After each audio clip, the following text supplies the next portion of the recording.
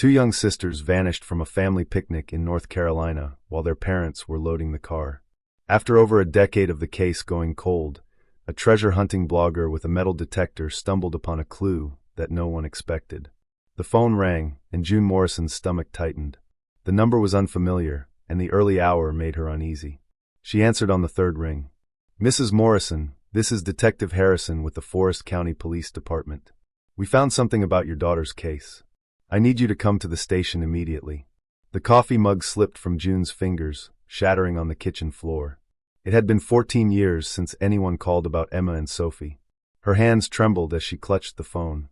What did you find?" Her voice was a bare whisper. "Ma'am, I'd prefer to discuss this in person. It's urgent." Her husband, Marcus, appeared in the doorway, alarmed by the crash. June met his eyes, and he instantly understood.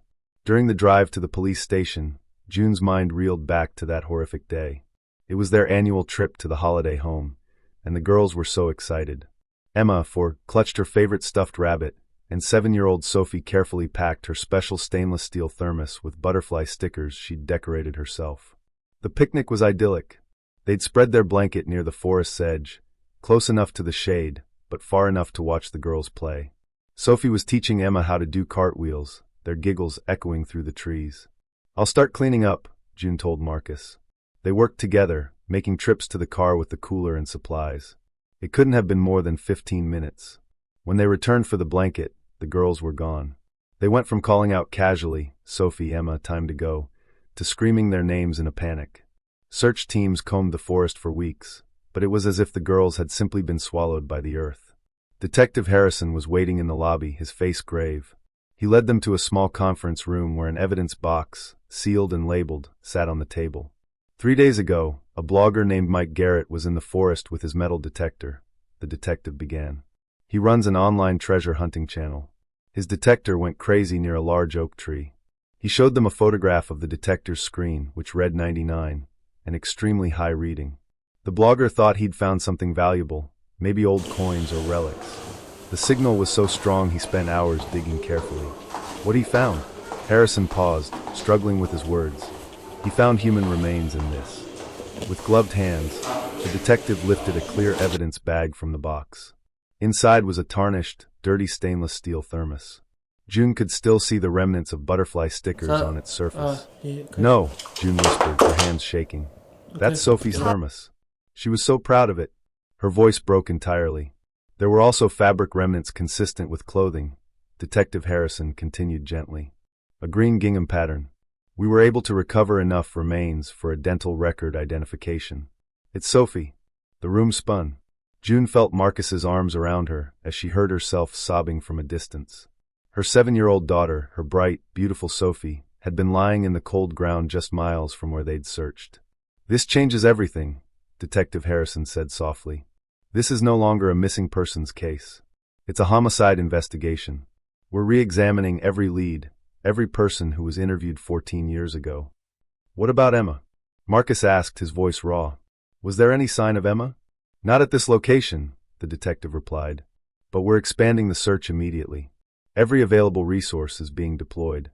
If there's anything to find, we'll find it." "So you think she could still be alive?" June said, her voice filled with desperate hope. "We can't rule anything out," Harrison said. "That's why we need your help. We need you to stay in the area while we conduct the search." "We still own the holiday home," Marcus interjected. "We couldn't bear to sell it. We can stay there." "That would be helpful," the detective nodded. "We'll need to go over everything again. Anyone who knew your routine, anyone who showed unusual interest in the girls or the case." June stared at the evidence bag containing Sophie's thermos, a tiny thing that had led to such a massive discovery.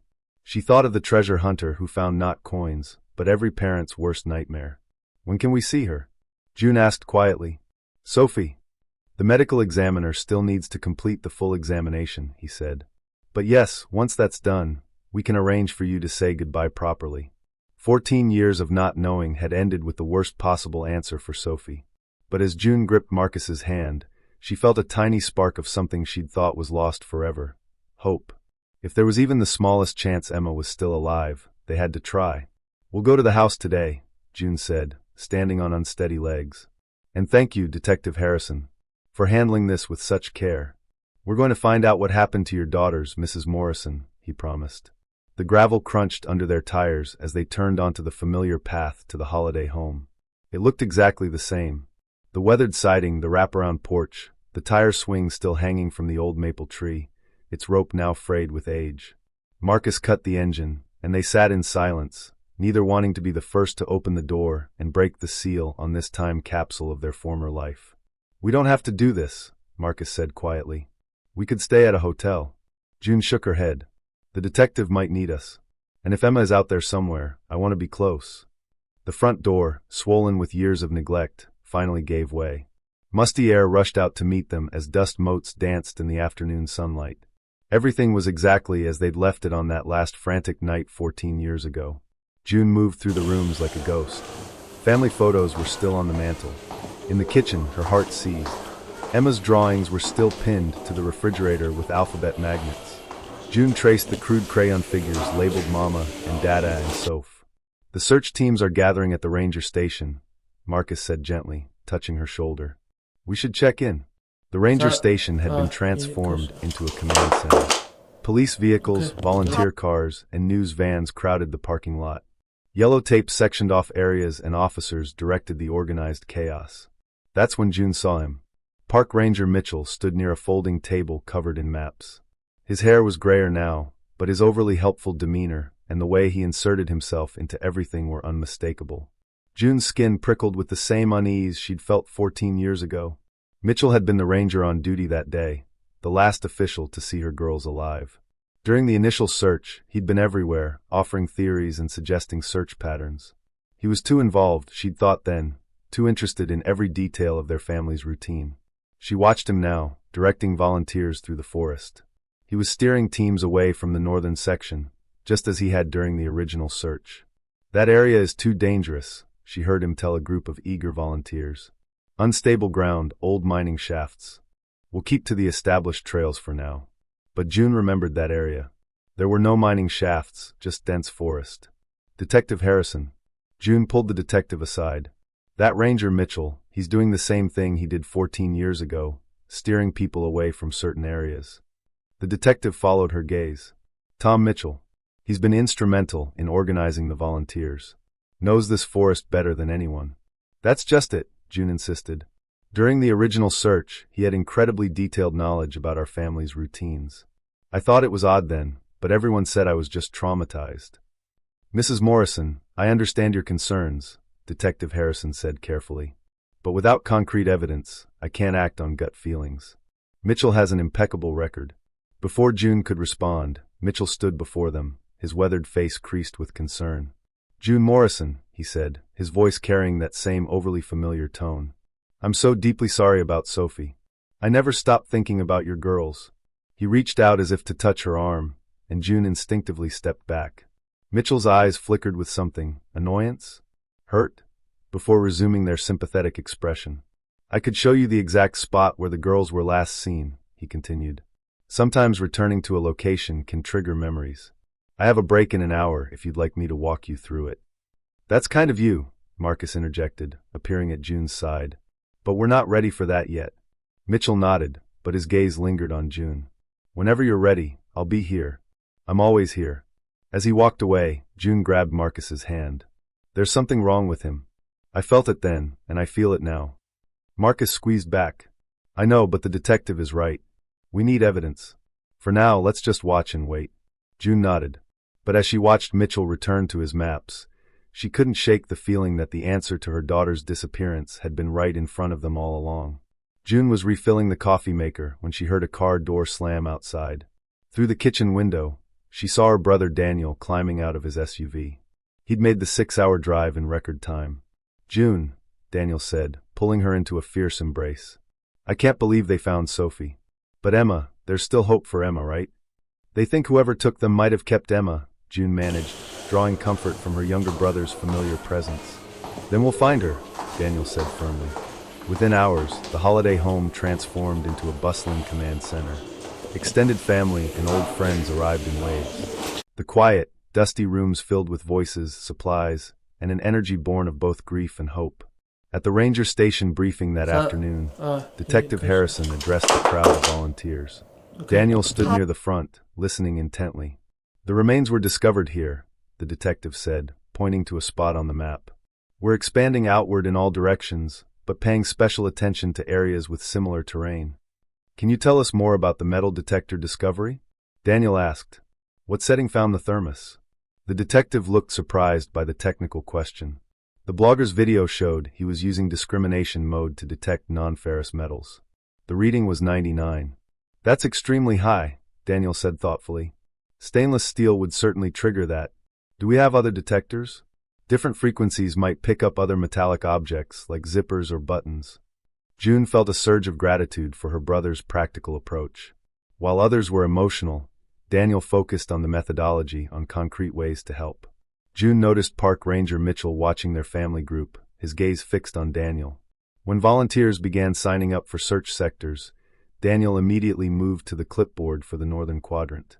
I'll take Section N7, Daniel announced, pointing to the area Mitchell had earlier declared dangerous. Mitchell quickly intervened. That's rough terrain, not recommended for civilian searchers. You'd be better suited to. I'm an experienced hiker, Daniel cut him off. Did mountaineering in college. I can handle rough terrain. Mitchell's jaw tightened, but before he could object further, other volunteers had already begun signing up for adjacent sections. June couldn't shake the unsettling feeling as she watched Mitchell from the corner of her eye. Why was he so intent on keeping people away from a certain part of the forest? The following morning, as the sun began to rise, the search for Emma commenced. June, her brother Daniel, her husband Marcus, and several cousins formed a careful line, moving through the trees with their eyes fixed on the ground. 3 hours into the search, a volunteer named Carol let out a cry of excitement. I found something. Look, a ribbon. Everyone rushed to her side. There, caught on a low branch, was a small, faded pink hair ribbon. Daniel knelt to examine it. Could this be Emma's? He asked June. Do you remember her wearing hair ribbons? June's heart pounded. She did, she said, but I can't be sure this is hers. It could have been here for years. Daniel insisted they bag it anyway. Every piece of evidence matters.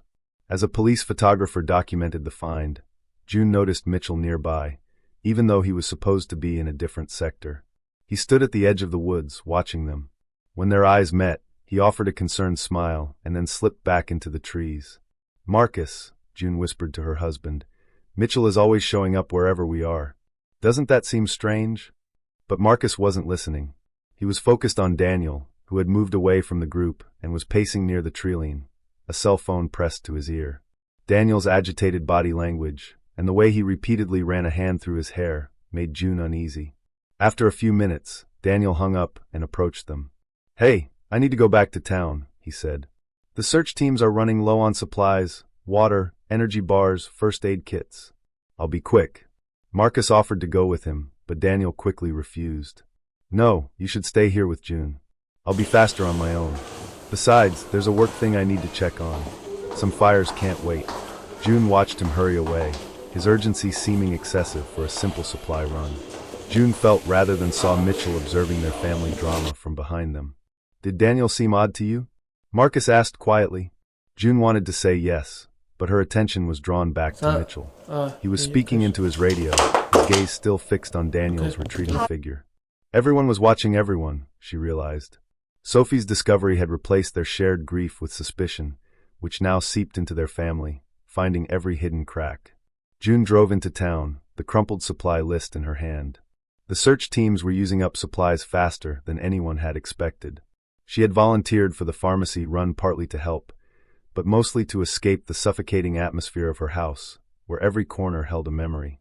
As she turned into the shopping center, she immediately spotted Daniel's black SUV. But instead of being parked near the front entrance, it was backed into a secluded spot in the rear of the lot, as if ready for a fast getaway. It was strange.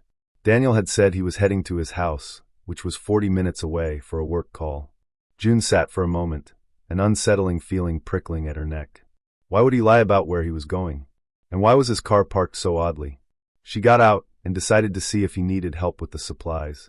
The automatic doors of the pharmacy swooshed open, and a blast of cool air washed over her. June walked the aisles, expecting to find Daniel in the snacks section. Instead, she saw him at the pharmacy counter in the back, an overflowing basket at his feet. She paused behind a display of vitamins, watching. Daniel was unloading his basket. Bulk packages of feminine hygiene products, several boxes of them, industrial-sized bottles of antiseptic, gauze, bandages, medical tape, cases of protein bars, and enough bottled water to stock a bunker. "That's quite a haul," the pharmacist commented as she began scanning the items. "This is your third big purchase this week, isn't it? Stocking a shelter or something?" Daniel's laugh was forced. "Something like that. You know, hurricane season is coming up. Like to be prepared." "Hurricane season in the mountains?" The pharmacist raised an eyebrow but continued scanning. June stepped back into the aisle. Why would Daniel need so many feminine hygiene products? He lived alone and had been single for 5 years. And this was his third large purchase. "Will that be all?" the pharmacist asked. $487.23. Daniel fumbled for his wallet and saw June. His face cycled through surprise, alarm, and then a strained smile. "June, what are you doing here?" She stepped out from behind the display. "Getting supplies for the search teams. I saw your car and thought I'd see if you needed anything." Her eyes fell to the bags the pharmacist was filling. "That's a lot of supplies." "Oh, this?" Daniel's face flushed. "I'm donating to a women's shelter. They sent out a request for supplies. You know me, always trying to help." The lie hung in the air between them. June had never known Daniel to volunteer for anything, and his nervous energy made her skin crawl. "I really need to get going," Daniel said quickly, shoving his credit card at the pharmacist. "That work call, you know. Can't keep the client waiting." He grabbed the bags and rushed toward the exit. June followed, watching him fumble with his keys. He dropped one of the bags, and when he bent to pick it up, the automatic hatch opened. June caught a glimpse of the cargo area, new padlocks still in their packaging, a coil of yellow rope, and more cases of water. He quickly threw the bags in and slammed the hatch, but not before June had seen everything. He peeled out of the parking lot, leaving tire marks behind. That evening, June couldn't focus. She pushed the casserole someone had brought around her plate as Marcus talked about the day's search. "Daniel was acting so strange today," she finally interrupted. "At the pharmacy, he bought all these supplies, feminine products, medical supplies, enough food and water for months. And there were padlocks and rope in his car." Marcus set down his fork. "Maybe he's seeing someone he hasn't told us about. You know how private he is." Marcus, he was buying bulk feminine hygiene products, cases of them. And the pharmacist said it was his third big purchase this week. "Who needs that much?" "I don't know, June. Everyone's on edge. Maybe he's just. And he keeps asking about police procedures," June continued. "Today he wanted to know about evidence collection and the chain of custody. Yesterday it was about how long DNA lasts in different conditions. Why would he need to know that?" Marcus reached for her hand. "You're exhausted. We all are. Daniel's just trying to help in his own way, maybe over-preparing, because he feels helpless, like we all do." June wanted to believe him, but as she lay in bed that night, she couldn't stop thinking about the supplies in Daniel's car, his guilty face at the pharmacy, and the way he had fled like a man with something to hide. Everyone was watching Park Ranger Mitchell, but what if they were looking in the wrong direction? June stared at the ceiling, watching the shadows from the pine trees dance across the wooden beams. Beside her, Marcus' breathing was deep and even, but sleep was impossible. Every time she closed her eyes, she saw Daniel's guilty face and the padlocks in his car. At 3 a.m., she couldn't take it anymore. She gently shook Marcus's shoulder. "Marcus, wake up, please. I need to talk to you." He stirred groggily. "What's wrong? Is it about the search?" "It's about Daniel," the words tumbled out. "I can't stop thinking about his behavior, the pharmacy supplies, the way he keeps disappearing at scheduled times. Something isn't right." Marcus sat up, rubbing his eyes. "June, he's your brother. You've known him all your life." "That's just it," June said, turning on the bedside lamp and pulling out her phone. "Earlier, I was looking through old photos on my cloud storage, trying to find more pictures of the girls for the police. Look at this." She showed him photo after photo. Daniel at the holiday home for the 4th of July, Daniel at their Easter egg hunt, Daniel in the background of pictures she didn't even remember him being in. "He visited way more often than I remembered," she said. "Sometimes he'd just show up. He knew our routines, when we'd be here, where the girls liked to play." "June." Marcus's voice was a warning. "I know how it sounds." She pressed her palms against her eyes. "But remember what Detective Harrison said? It's often the most unexpected person, the one you'd never suspect. This is Daniel we're talking about. He adored the girls. Maybe too much." The words felt like poison on her tongue. Today he asked specifically about whether police dogs would be used in tomorrow's search. He said he was allergic, but Marcus, Daniel's never been allergic to dogs. Remember, he had that German shepherd for years. They sat in silence for several minutes, the weight of their suspicions settling between them. Even if something's off, Marcus said carefully, we can't just accuse him based on weird shopping habits and nervous energy. Everyone's acting strange right now. Look at Mitchell. You're convinced he's involved too. What if we just talk to him? June suggested. Tomorrow morning, we'll go to his house and clear the air. If there are reasonable explanations for everything, then we'll know. We can't harbor these suspicions behind his back. Marcus nodded slowly. You're right. It's better to address it directly. But June, we have to be careful how we approach this. If we're wrong, we'll destroy my relationship with my brother. I know, June's voice was barely a whisper. But if we're right and we do nothing. They agreed to visit Daniel first thing in the morning before the search resumed. June finally dozed off around 5 a.m., her dreams filled with metal detectors, screaming numbers, and Daniel's SUV driving away into darkness. She woke to Marcus's phone ringing insistently. Sunlight streamed through the windows. They had overslept. Detective Harrison? Marcus answered, his voice thick with sleep. Yes, this is Marcus Morrison. June watched her husband's face change as he listened, becoming alert and concerned. Right now? But we were about to. He paused, listening. No, I understand. Evidence about my work associates. I don't understand what that could mean. June sat up. What's happening? She mouthed. Marcus covered the phone. They need me at the station immediately. Something about new evidence that might connect to people from my office 14 years ago. He listened again. Both of us? No, he specifically asked for me to come alone. Says it's sensitive information. Marcus was already pulling on his clothes. I'm sorry. I know we were going to talk to Daniel. Go, June said, though a knot of unease twisted in her stomach. This could be important. Marcus kissed her forehead. I'll be back as quick as I can. Maybe wait for me before going to Daniel's. But as June heard the car pull away, she knew she couldn't wait. The questions were eating her alive. She would go to Daniel's house to talk. What harm could there be in talking to her own brother? She dressed quickly, trying to ignore the voice in her head that whispered warnings. Daniel was family. There had to be an innocent explanation for everything. There had to be. June's hands trembled slightly on the steering wheel as she pulled into Daniel's driveway. His house sat on 5 acres of wooded property their father had left him, far enough from neighbors that privacy was absolute. She had always found it strange that Daniel had chosen such isolation after his divorce, but now the seclusion felt ominous. Daniel answered the door in his pajamas, clearly surprised. June, what are you doing here so early? We need to talk, she said, trying to keep her voice steady. About yesterday. About everything. His expression shifted to concern. Of course. Come in, I'll make tea. She followed him through the familiar rooms, photos of family gatherings lining the hallway. There she was with baby Emma. There were the girls with Daniel at Christmas. Normal family photos that now felt tainted by her suspicions. In the kitchen, Daniel filled the kettle, his movements precise and controlled. I know I've been acting strangely, he said without turning around. This whole situation with Sophie, the search for Emma, it's bringing up a lot of emotions. June made a non-committal sound, her eyes scanning the kitchen. That's when she saw them, receipts scattered on the counter near his laptop. She moved closer while Daniel busied himself with mugs and tea bags, reading the itemized list. Industrial padlocks from a hardware store, multiple packages, soundproofing foam panels. Her stomach dropped. Why would anyone need soundproofing materials? Another receipt caught her eye. Polytarp heavy-duty sheeting. Industrial bleach. Through the kitchen window, something else drew her attention. In the far corner of the property, partially hidden by overgrown bushes, was the old storm bunker. She had forgotten it existed.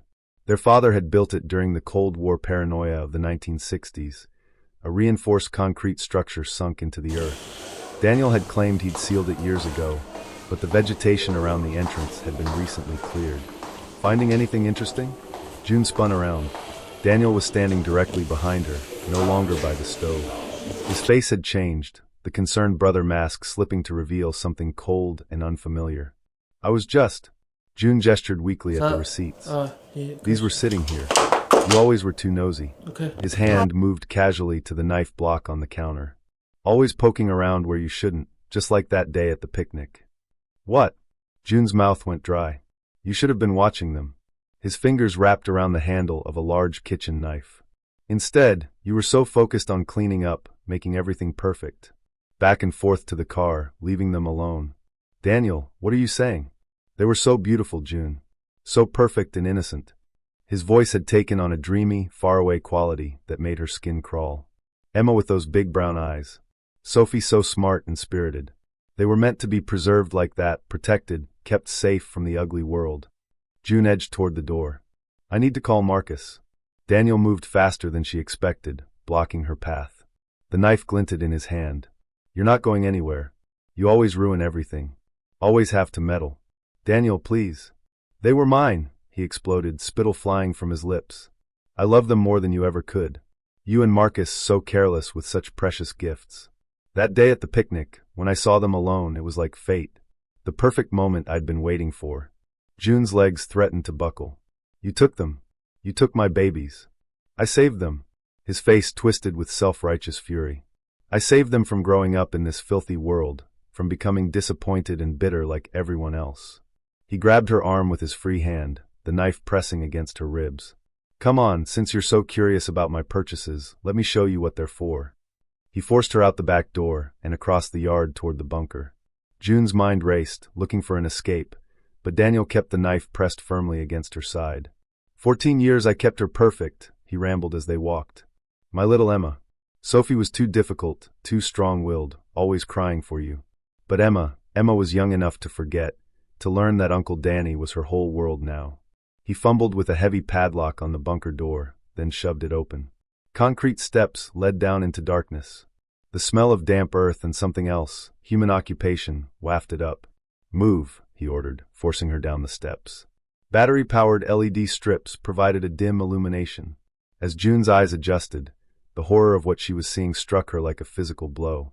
The space had been converted into a living area, if it could be called that. A chemical toilet in one corner, stacks of canned goods and water cases along one wall, a small bed with leather restraints attached to the frame, and in the far corner, huddled on a pile of blankets, was a young woman. Uncle Danny. The voice was high and childlike despite coming from an 18-year-old body. Who is she? I don't like strangers. June's knees gave out. Even after 14 years, even with her hollow cheeks and tangled hair, she knew that face. Emma, she whispered. Emma cocked her head, confused. How does she know my name, Uncle Danny? You said no one else knows about me. You said I'm your secret special girl. The bunker door slammed shut above them. June heard the padlock click into place, then Daniel's heavy footsteps pacing on the ground above. Back and forth, like a caged animal. His muffled voice drifted down, words indistinct but the tone agitated, arguing with himself. June turned to her daughter, her baby girl, now a young woman she barely recognized.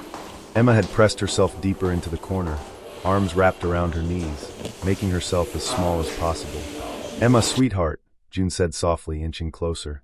It's okay. I'm not going to hurt you. Uncle Danny doesn't like when I talk to strangers, Emma whispered, her voice a high sing-song, frozen in childhood. I'm supposed to stay in my corner unless he says different. She looked at June. Are you the police? Uncle Danny says the police want to take me away and hurt me. June's heart shattered. No, baby. I'm not the police. She couldn't say it. How could she explain that she was the mother Emma had been trained to forget? She reached out slowly, but Emma flinched violently, pressing against the concrete wall. No touching, she whispered. Uncle Danny says no one else can touch me.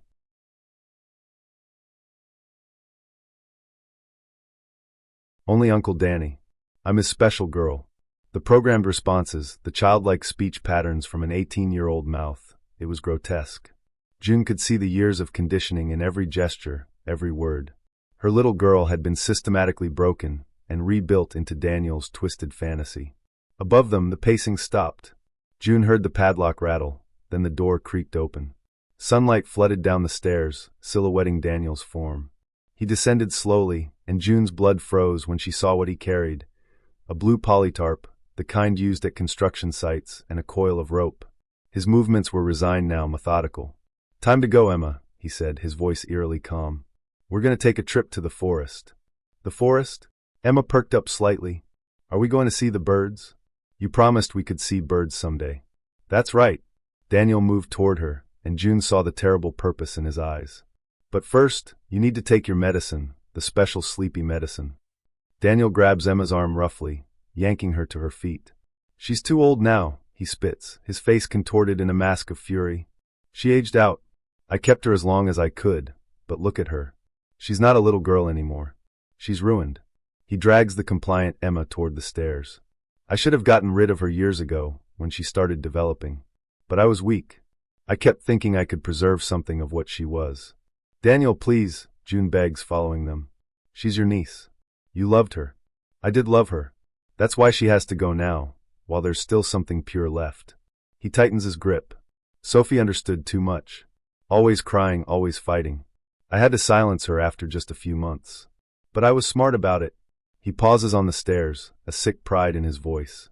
I buried her near the holiday home on purpose. Far enough that no one would connect it to me, but close enough that when she was eventually found, everyone would assume both girls died together. The perfect misdirection. It bought me 14 more years with Emma. My husband will be back any moment, June says, desperate. The police will be looking for me. Daniel laughs, a bitter sound. Marcus at the police station? That'll take hours. All that paperwork, all those questions about his supposed work connections. Amazing what an anonymous tip can do. Plenty of time to drive Emma to the forest, bury her properly, then come back and deal with you. He continues up the stairs, dragging a confused Emma, who keeps asking about the birds they were going to see.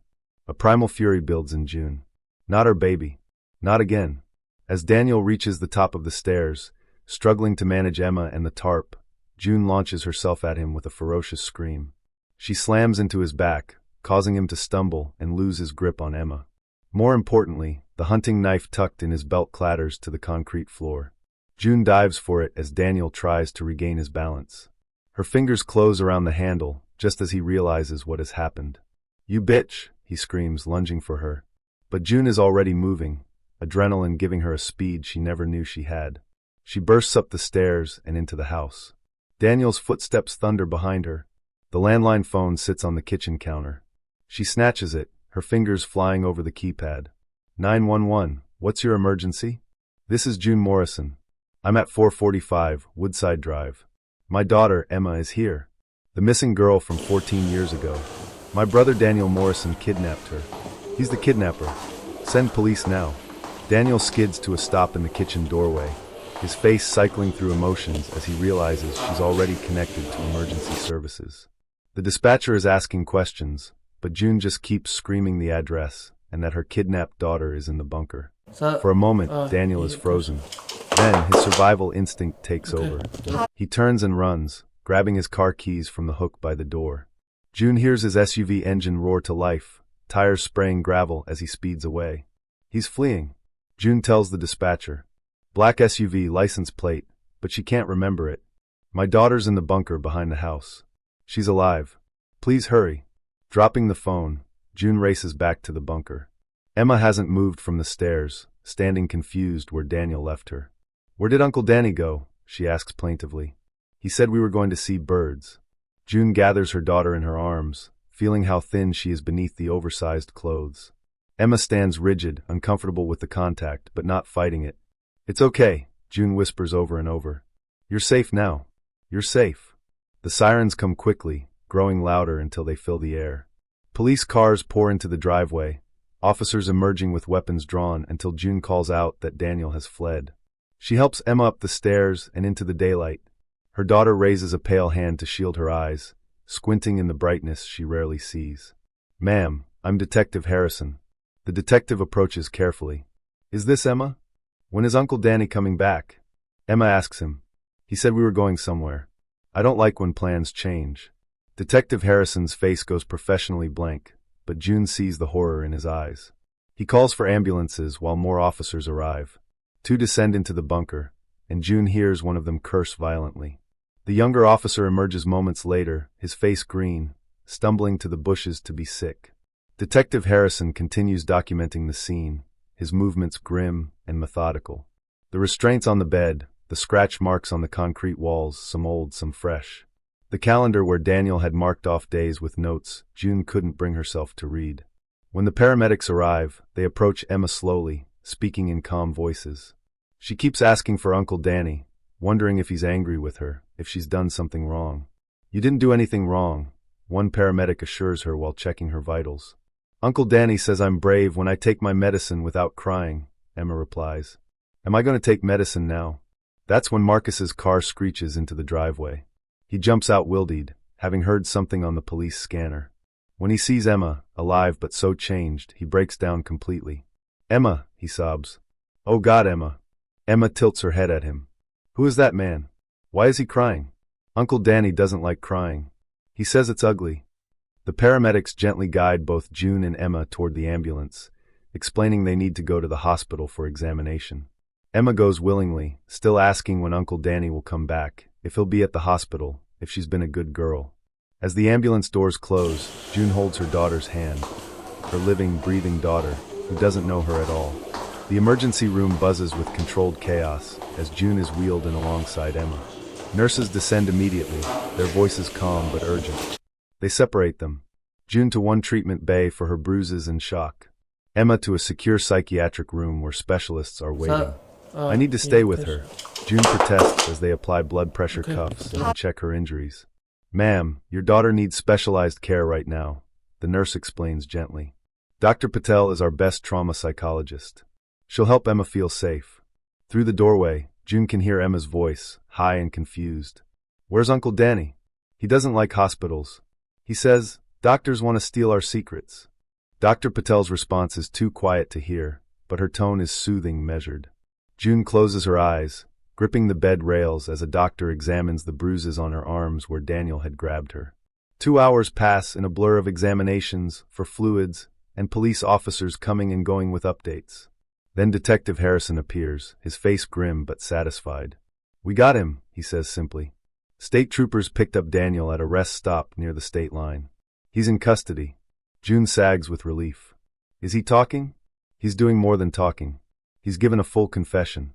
Harrison pulls up a chair. He's trying to avoid the death penalty, trading information for life without parole. The detective opens his notebook, and June steels herself for what's coming. Daniel admitted to struggling with an escalating pornography addiction, specifically content involving young girls. He says the visit to the holiday home 14 years ago wasn't planned. He was just driving through the area and decided to stop by spontaneously. June's stomach churns. All those unplanned visits over the years suddenly take on a sinister cast. He saw the girls playing alone while you and your husband were cleaning up. His exact words were that it felt like destiny. He approached them saying you needed them urgently, that you'd sent Uncle Danny to get them, promised them ice cream if they came quickly and quietly. They trusted him, June whispers. He was their uncle. Of course, they went with him. Harrison nods grimly. He took them straight to the bunker. Had apparently been preparing it for months, though he claims he never planned to actually take anyone. Said it was just a fantasy until that moment. Through the door, June can hear Emma talking to Dr. Patel. Sometimes I remember a lady who sang songs, but Uncle Danny says that's just dreams. Bad dreams that will go away if I'm good. Both girls were in the bunker initially, Harrison continues. But when we announced we'd be searching all family properties, Daniel panicked. He rented a storage unit in Millerville using cash and a fake name. Moved the girls there for 3 days until his property was cleared. A storage unit? June feels sick. My babies were in a storage unit? Climate controlled.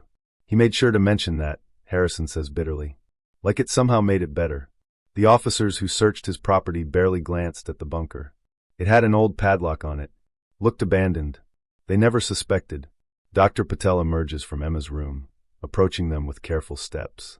Mrs. Morrison. Emma is stable, but she's deeply traumatized. She's showing signs of Stockholm Syndrome, severe conditioning. She keeps asking for Daniel, referring to him as her protector.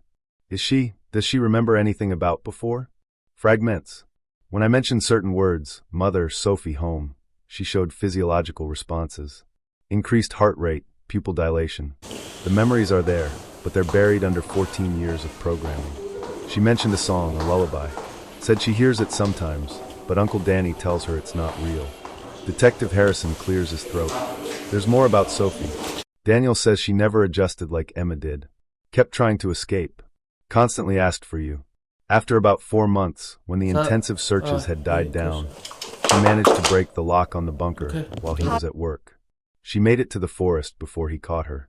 June covers her mouth, imagining her brave 7-year-old running desperately through the trees. He says he panicked, hit her with a rock, claimed it was an accident, but Harrison shrugs. He buried her near the holiday home deliberately. Knew the area had high iron content in the soil that would trigger metal detectors eventually. Included her thermos to ensure identification when she was found. He planned for her to be found. He figured it would close the case. Everyone would assume both girls died together, stop looking for Emma. He called it insurance. A commotion in the hallway draws their attention. Marcus has arrived, still in the clothes he'd worn to the police station, his face haggard. When he sees June, he rushes to her. Is it true? Daniel? How could he? God, June, my own brother-in-law. Detective Harrison stands. I'll give you folks some privacy, but Mrs. Morrison, there's one more thing. We found supplies in Daniel's car. Tarps, shovels, lime. Based on his purchases and movements, we believe he was planning to kill Emma tonight. You saved her life by showing up when you did. The weight of that settles over them as the detective leaves. Their daughter had been hours from death. She's aged out, June says numbly. That's what he said. She aged out of his attraction. Dr. Patel returns. Would you like to see Emma now? We've sedated her lightly. She was becoming agitated, but she's awake. They follow her to Emma's room. Their daughter lies in the hospital bed, looking so small despite her 18 years. Her eyes track their movement, but show no recognition. Emma, June says softly. It's Mom and Dad. Emma's brow furrows. I don't have those. Uncle Danny says I'm special because I only need him. June sits carefully on the bed's edge, fighting tears. She begins to hum softly the lullaby she'd sung every night when Emma was small. The one about mockingbirds and diamond rings. Emma's eyes widen slightly. Her breathing changes. That song, she whispers. I know that song, but it makes Uncle Danny angry when I hum it. June keeps humming, reaching slowly for Emma's hand. Her daughter doesn't pull away, but doesn't grasp back either. Marcus stands on the other side of the bed, tears streaming down his face. The lady in my dreams sings that song, Emma says, her voice becoming drowsy from the sedation. The pretty lady who smells like flowers, but she's not real. Uncle Danny says she's not real. She's real, baby, June whispers. I'm real. Emma's eyes start to drift closed, but June feels it. The slightest squeeze of her fingers. Just a reflex maybe, or muscle memory from a time before the bunker. But it is something. June keeps humming the lullaby, the same one from 14 years of empty nights. While machines beep softly around them, Emma's breathing evens out, and every few minutes when June reaches the chorus, she feels that tiny squeeze again. Her daughter is in there somewhere, buried under years of trauma and conditioning. It will take time, maybe years, to find her again. But she is alive. After 14 years of not knowing, of imagining the worst, Emma is alive and lying in a hospital bed, occasionally squeezing her mother's hand to the rhythm of a half-remembered song. Outside the room, Detective Harrison is coordinating with other officers, building an airtight case against Daniel. Somewhere in a county jail, her brother sits in a cell, his 6 secrets finally exposed. And somewhere in a forest, searchers are still combing the ground, making sure there are no other secrets buried in the earth. But in this moment, in this hospital room, June holds her daughter's hand and sings softly while Marcus weeps, and Emma drifts between sleep and waking, occasionally responding to her mother's voice with the slightest pressure of her fingers against June's palm.